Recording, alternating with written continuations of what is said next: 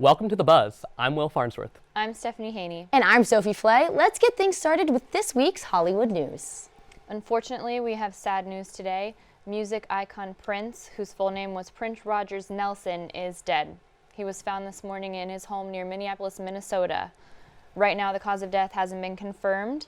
He was 57 years old. This is such a tragedy. I'm such a huge Prince fan. Purple Rain is one of my favorite albums of all time, so I'm super bummed. He's influenced so many performers of this generation, Bruno Mars, Janelle Monáe, and this has just been a really sad year for rock and roll. We lost Bowie early in the year, now Prince, two icons whose influence really transcended music and into fashion and into art. So the rock and roll community, the fashion community, and the artistic community really mourns his loss today. Absolutely. He was an incredibly celebrated artist. He had Golden Globes, Grammys, an Academy Award. Really? One of our Annenberg lecturers, actually Mickey Turner, even spent some time with him in the 80s, and she shared her memories with us. Moving on to more music news, Liam Payne from One Direction has released a new song with Wiz Khalifa and Juicy J, but Liam is kind of saying that he didn't know that this was going to be released. He's claiming that it's not necessarily his song, but we have the song here, so let's take a listen. It's called You. All I need is you. Said anything you want, girl. All I see is you. Said anything you want, anything of it. Definitely a different vibe than what we're used to from One Direction. What do you guys think of the song? I hear a little bit of The Weeknd, I hear a little bit of Miguel, something more mature, something post-boy band featuring rappers like Juicy J and Wiz Khalifa, definitely trying to cultivate a new image for himself. I like it. I think it sounds like a natural evolution. We'll have to see. Moving on to something relevant to us, another talk show. Michael Strahan is leaving Live with Kelly and Michael to go become a co-anchor on GMA. Yesterday, Kelly was a no-show on the morning show after hearing the news, so there are rumors of some tension going on between them, but this is a huge opportunity for Michael Strahan. I mean, I love Michael Strahan, and I think he's done a great job, so I'm interested to see what he'll do for GMA. Former Giants defensive end, we've seen hits and misses in terms of former NFL stars making the transition to broadcast, but Michael has definitely been one of the more successful ones, so we're excited to see what he does this fall on GMA. Absolutely. I think he'll continue to be successful there, and I think all the fuss about Kelly not being there, you know, she's gone through Tuesday, so she's going on a trip. Exactly, yeah. Turks and Caicos for anniversary with her husband. She's made her own name for herself. She's obviously very, very credible, so I'm sure there's... Who doesn't love a beach vacation? Who doesn't love Michael Strahan? It's a win-win. And that's all for this week's Hollywood Hot Second. And now, from Nick Alfano, here's this week's political news. Greetings to all the viewers out there in whatever time zone you may be in. Yes, that's for my mom and dad on the East Coast. My name is Nick Alfano, ready to tell you what's buzzing on This Week in Politics. You know, I woke up this morning questioning why God created the 8 a.m. class, and I was hoping, begging, that I would not have to delve into the infamous black hole that is Donald Trump media coverage. And then I woke up from that stupid dream, realized it's the 2016 presidential election, and that all people can talk about is Trump. Granted, he did dominate this past Tuesday's New York primary, receiving more votes than John Kasich and Ted Cruz combined. But just like the scientific law that says what comes up must come down, what comes out of the mouth of Donald Trump is always a headline. In lead up to the all-important New York primary, the Donald posted this video on Twitter to give those who are too lazy to get off their couch and vote a little motivation. Have a look. Our country has tremendous potential. We have tremendous people. Our country needs a truly great leader. And we need a truly great leader now. Although the video is as cheesy as a high school promposal, I actually agree with what he's saying. But wait. Oh, wait. Here comes the kicker to this chilling American tribute. Later that same day, at a rally in New York, his home state, mind you, Trump tried talking about the September 11th terrorist attacks, but this came out instead. Please brace yourself.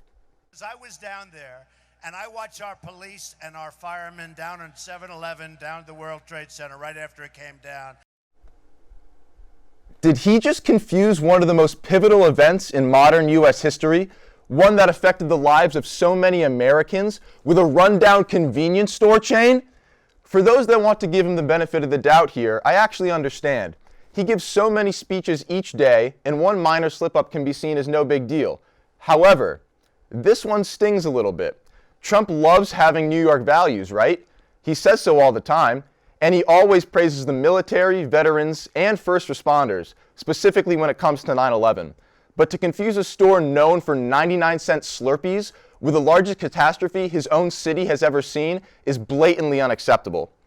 Now, I can't waste all of my vitriol on Trump. Moving on to the Democrats, Hillary Clinton may have won the New York primary, but Bernie Sanders has been taking shots at how Clinton uses big money from super PACs to support her presidency, while the Vermont senator, hold on, I'm getting an urgent message from Studio C.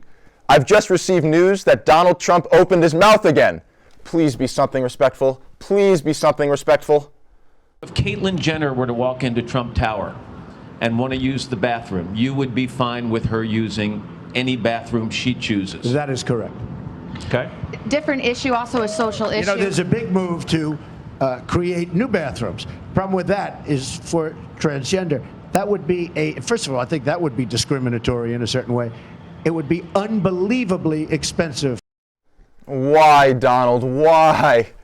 You started off so well, saying that someone who identifies as transgender can use the bathroom of their choice in your own building. But your reason can't be that building more bathrooms for them would cost too much money. Maybe you think that, but that's not something you say on the Today Show. All right, I have to calm down. Now, where were we originally? All right, the Democrats, Sanders calling out Clinton for campaign finances, got it. Well, two of America's favorite ice cream makers were recently arrested in Washington, D.C., while protesting to reform these campaign finance laws. That's right, Vermont's own Ben and Jerry. And yes, they happen to be Bernie Sanders fans. Hell, they're from the same state. Yo, I'm Ben. I'm the guy whose name comes first. Jerry. Ben and Jerry. Yeah, the other one. And we walked over the line and we got ourselves arrested to make a statement about changing our nation's laws so that everybody's vote counts and money is no longer the thing that's ruling our so-called democracy.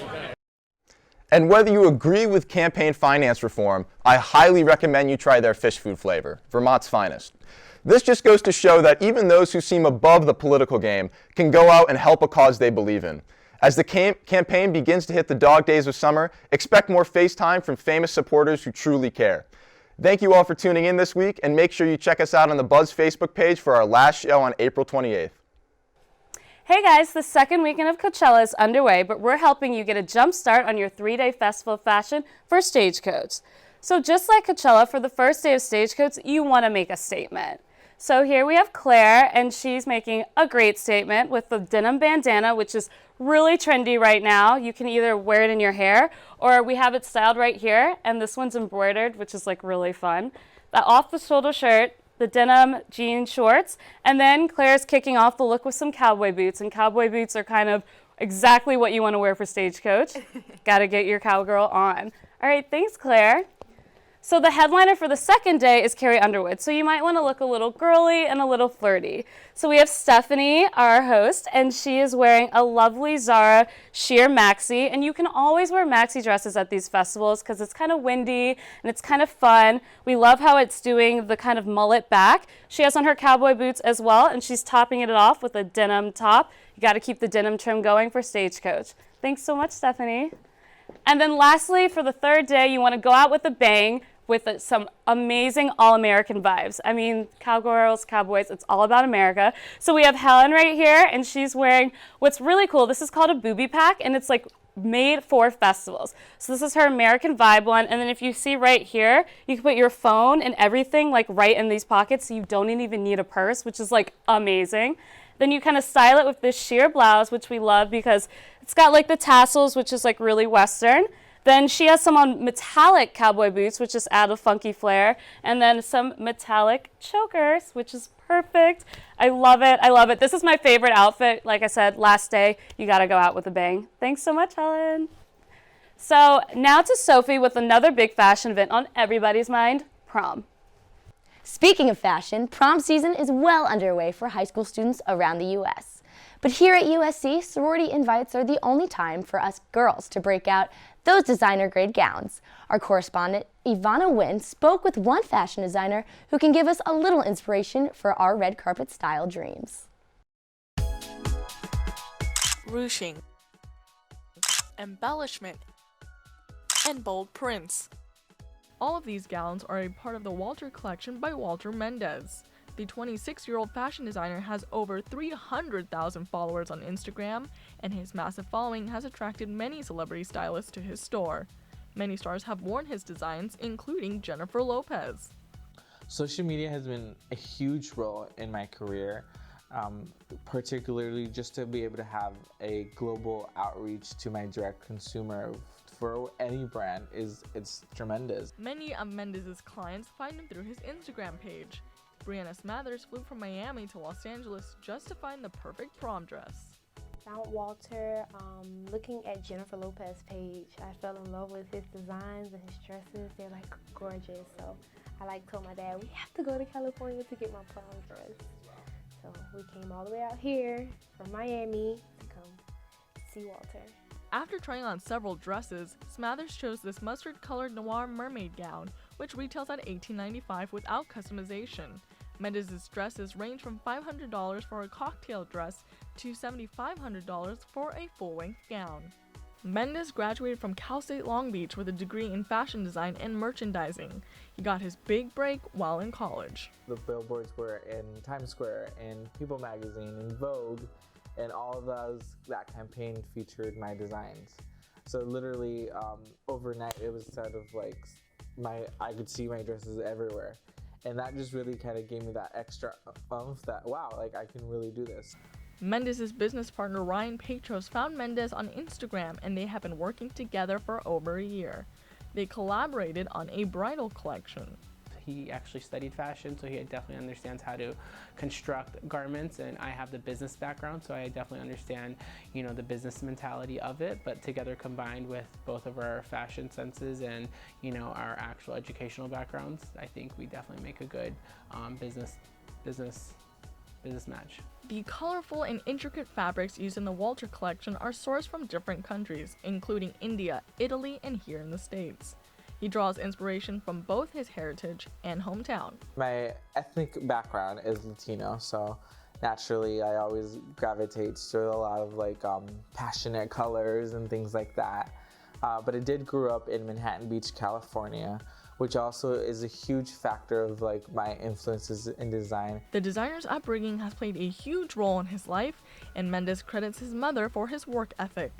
Growing up with a single mother, she really showed me what hard work is, and I feel like that also a huge factor to my success. It's sort of like, when you have a dream or you have a purpose, give it all you got and kind of never give up. Mendez debuted his latest collection at LA Fashion Week. He plans to expand his brand and hopes to open more stores in the East Coast. For Annenberg Media, I'm Ivana Nguyen. If you are in need of a beautiful gown or you're craving a little style inspiration, check out Walter Mendez's designs at waltercollection.com. Hi, I'm Drew Schwendeman, and you're tuned into the US Scene, where we talk about the most exciting events happening around campus. You better put on some comfortable shoes because we'll be dancing and moving all week. Tonight, the school's best dancers are battling it out for the title of USC's Best Dance Crew at Bovard Auditorium. At the end, the all-star winners of America's Best Dance Crew will have a special VIP performance followed by a meet and greet. Tomorrow night, the dance crew, Break On 2, is presenting Carnaval, a celebration of Latin dance. The show is completely free and will blend together styles like salsa, bachata, merengue, and more. On Monday, Queer Cut and the Asian Pacific American Student Services are screening 2 of Korean filmmaker Andrew Ah's short films and a sneak peek at his award-winning feature film, Spa Night. This critically acclaimed film debuted at the Sundance Film Festival this year and explores one Korean-American man's sexual awakening in Los Angeles. Then on Tuesday, pop culture phenomenon Tyler Oakley is coming to USC for a discussion on social justice and the LGBTQ community. You won't want to miss getting up close and personal with one of the internet's most influential icons. Finish the week off at Dodger Stadium with every single Trojan in LA as USC takes over Dodger Stadium. That's right, For only $25, you can get a seat in the infield reserve section and an exclusive USC Night at Dodger Stadium t-shirt. Come one, come all. That's it for this week. Will you be a part of the scene? Dustin Sloane is back at it again with the Trojan Trivia. This week he takes it to the streets to see if students know the headlines about popular stars. And it's probably not what you're expecting. It seems like all recent celebrity news has to do with Coachella and pregnancy announcements. Let's see how well our Trojans have been keeping up with the latest entertainment headlines in this game of Trojan Trivia, partying or pregnant. How about Leah Michelle? Let's go pregnant. Her fiance died like a few years ago. Same. I don't think she's pregnant. I mean, I can't imagine Leah Michelle having sex with anybody, so I'm just gonna go with partying. Is that mean? I'm sorry. You are correct. Yay! How about Blake Lively? Blake Lively? I don't think I know who that is. I don't think she's pregnant again. She just did a movie. Okay, I think she was partying. But she's in The Shallows, like that shark movie. Oh, I saw the trailer for that. She's not pregnant in that. She's in a bikini. She's partying. Yeah, she's partying. Her husband is Ryan Reynolds, and he's so hot, so that's definitely gonna happen again. I would have his kids multiple times. You are actually incorrect. Oh, wow. She's pregnant again? How about Amber Rose? Both. Oh, she's the one who was in Orange is the New Black. Really hot Who looks like Justin Bieber? Yeah. Oh, I don't think she's pregnant. I think who you're talking about is Ruby Rose. Oh, we were talking about Ruby Rose. Partying because she has a new boyfriend, so I don't think she's pregnant already. Maybe she was pregnant and partying? You are correct. Oh my god. Go me. Thankfully, none of these pregnant stars are partying at Coachella. Thanks for playing. I'll see you next week with our final Trojan Trivia of the semester. That was a great game. They really knew their stuff. There were a lot of celebrities at Coachella, so I'm impressed. Yeah, very good by our fellow Trojans on Truesdale, keeping up with Dustin's trivia. And in other news, the Treasury Department announced some big changes. Take a look at this video from Annenberg Media's Kevin McAllister.